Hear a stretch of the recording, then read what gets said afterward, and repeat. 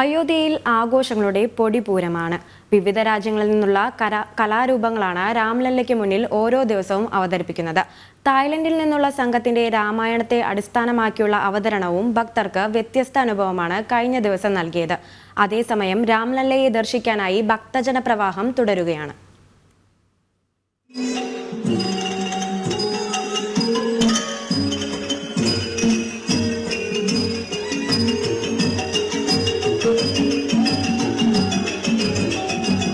അയോധ്യയിലെത്തുന്ന ഭക്തർക്ക് വ്യത്യസ്തമാർന്ന അനുഭവമായിരുന്നു തായ്ലൻഡിൽ നിന്നുള്ള സംഘത്തിന്റെ രാമായണ അവതരണം.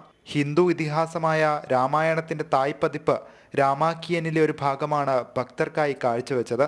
തായ്ലൻഡിൻ ദേശീയ ഇതിഹാസങ്ങളിൽ ഒന്നാണ് രാമാക്കിയൻ. രാമന്റെ മഹത്വം വിളിച്ചോതുന്ന രാമാക്കിയൻ തായ് സാഹിത്യ കനോനിലെ പ്രധാന ഭാഗം കൂടിയാണ്.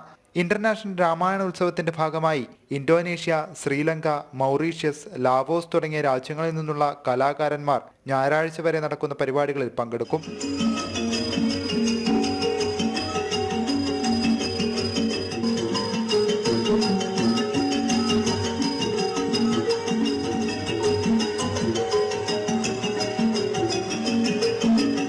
പ്രാണപ്രതിഷ്ഠയ്ക്ക് ശേഷം ശ്രീരാമദേവനെ ദർശിക്കാനായി ദിനംപ്രതി ലക്ഷങ്ങളാണ് ഒഴുകിയെത്തുന്നത്. രാംലല്ലയെ വണങ്ങാൻ സാധാരണക്കാർക്ക് അവസരം നൽകണമെന്ന് പ്രധാനമന്ത്രി നരേന്ദ്രമോദി അഭ്യർത്ഥിച്ചു. VVIPകൾ മാർച്ചിന് ശേഷം ദർശനം നടത്തണമെന്നും അദ്ദേഹം നിർദ്ദേശിച്ചു. ഭക്തരെ പ്രവേശിപ്പിക്കാൻ UP സർക്കാർ നൽകുന്നത് കൃത്യമായ നിർദ്ദേശങ്ങളാണ്. തിരക്ക് മാനിച്ച് ഇനിയൊരു ഉത്തരവുണ്ടാകും വരെ ദർശനം രാത്രി 10 വരെയാക്കാനും തീരുമാനമായി. നാഷണൽ ഡെസ്ക്, ജനം.